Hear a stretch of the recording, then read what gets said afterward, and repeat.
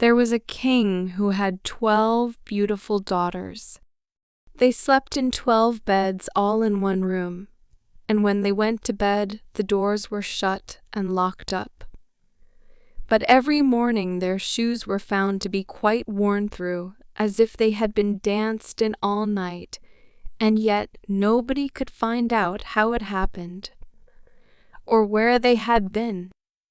Then the king made it known to all the land that if any person could discover the secret and find out where it was that the princesses danced in the night, he should have the one he liked best for his wife, and should be king after his death. But whoever tried and did not succeed after 3 days and nights should be put to death. A king's son soon came. He was well entertained, and in the evening was taken to the chamber next to the one where the princesses lay in their 12 beds. There he was to sit and watch where they went to dance, and, in order that nothing might pass without his hearing it, the door of his chamber was left open. But the king's son soon fell asleep, and when he awoke in the morning, he found that the princesses had all been dancing, for the soles of their shoes were full of holes.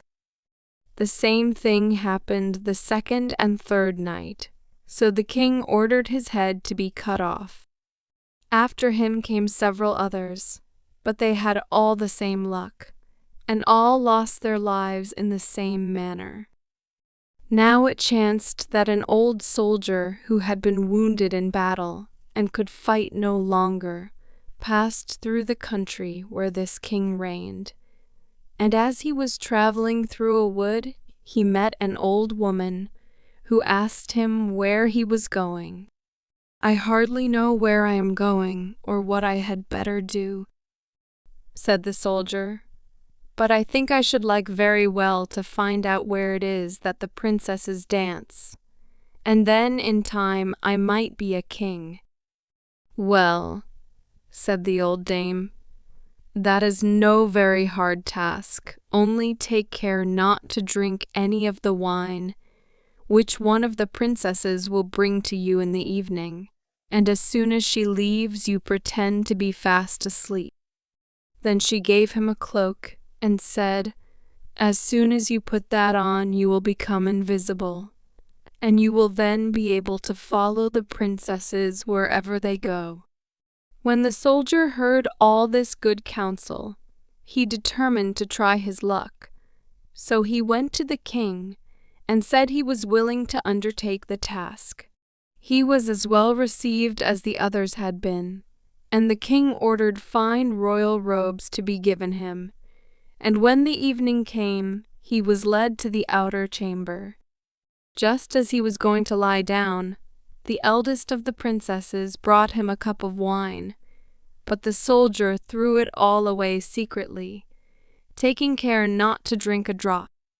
Then he laid himself down on his bed, and in a little while began to snore very loud, as if he was fast asleep.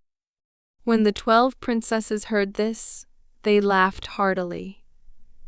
And the eldest said, "This fellow too might have done a wiser thing than lose his life in this way." Then they rose up and opened their drawers and boxes, and took out all their fine clothes, and dressed themselves at the glass, and skipped about as if they were eager to begin dancing.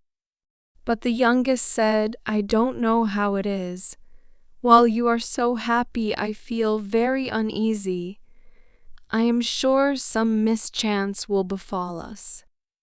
"You simpleton," said the eldest, "you are always afraid.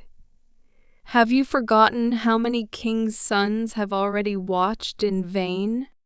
And as for this soldier, even if I had not given him his sleeping draught, he would have slept soundly enough." When they were all ready, they went and looked at the soldier, but he snored on, and did not stir hand or foot. So they thought they were quite safe, And the eldest went up to her own bed and clapped her hands, and the bed sank into the floor, and a trapdoor flew open. The soldiers saw them going down through the trapdoor one after another, the eldest leading the way, and thinking he had no time to lose. He jumped up, put on the cloak which the old woman had given him, and followed them. But in the middle of the stairs he trod on the gown of the youngest princess, and she cried out to her sisters, "All is not right. Someone took hold of my gown." "You silly creature," said the eldest. "It is nothing but a nail in the wall." Then down they all went, and at the bottom they found themselves in a most delightful grove of trees, and the leaves were all of silver, and glittered and sparkled beautifully. The soldier wished to take away some token of the place, so he broke off a little branch, and there came a loud noise from the tree. Then the youngest daughter said again, "I am sure all is not right. Did not you hear that noise? That never happened before." But the eldest said, "It is only our princes, who are shouting for joy at our approach." Then they came to another grove of trees, where all the leaves were of gold, and afterwards to a third, where the leaves were all glittering diamonds. And the soldier broke a branch from each, and every time there was a loud noise, which made the youngest sister tremble with fear. But the eldest still said it was only the princes who were crying for joy. So they went on till they came to a great lake, and at the side of the lake there lay 12 little boats with 12 handsome princes in them, who seemed to be waiting there for the princesses. One of the princesses went into each boat, and the soldiers stepped into the same boat with the youngest. As they were rowing over the lake, the prince who was in the boat with the youngest princess and the soldier said, "I do not know why it is, but though I am rowing with all my might, we do not get on so fast as usual, and I am quite tired. The boat seems very heavy today." "It is only the heat of the weather," said the princess. "I feel it very warm, too." On the other side of the lake stood a fine illuminated castle, from which came the merry music of horns and trumpets. There they all landed and went into the castle, and each prince danced with his princess. And the soldier, who was all the time invisible, danced with them too. And when any of the princesses had a cup of wine set by her, he drank it all up, so that when she put the cup to her mouth, it was empty. At this, too, the youngest sister was terribly frightened, but the eldest always silenced her. They danced on till 3 o'clock in the morning, and then all their shoes were worn out, so that they were obliged to leave off.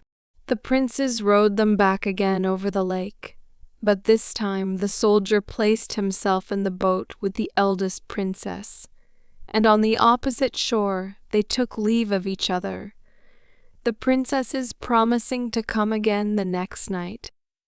When they came to the stairs, the soldier ran on before the princesses, and laid himself down, and as the 12 sisters slowly came up very much tired, they heard him snoring in his bed.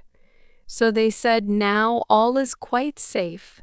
Then they undressed themselves, put away their fine clothes, pulled off their shoes, and went to bed. In the morning the soldier said nothing about what had happened, but determined to see more of this strange adventure, and went again the second and third night. And everything happened just as before, The princesses danced each time till their shoes were worn to pieces, and then returned home. However, on the third night, the soldier carried away one of the golden cups as a token of where he had been. As soon as the time came when he was to declare the secret, he was taken before the king with the 3 branches and the golden cup, and the 12 princesses stood listening behind the door to hear what he would say. And when the king asked him, "Where do my 12 daughters dance at night?" he answered, "With 12 princes in a castle underground." And then he told the king all that had happened, and showed him the 3 branches and the golden cup which he had brought with him. Then the king called for the princesses, and asked them whether what the soldier said was true. And when they saw that they were discovered, and that it was of no use to deny what had happened, they confessed it all. And the king asked the soldier which of them he would choose for his wife. And he answered, "I am not very young, so I will have the eldest." And they were married that very day, and the soldier was chosen to be the king's heir.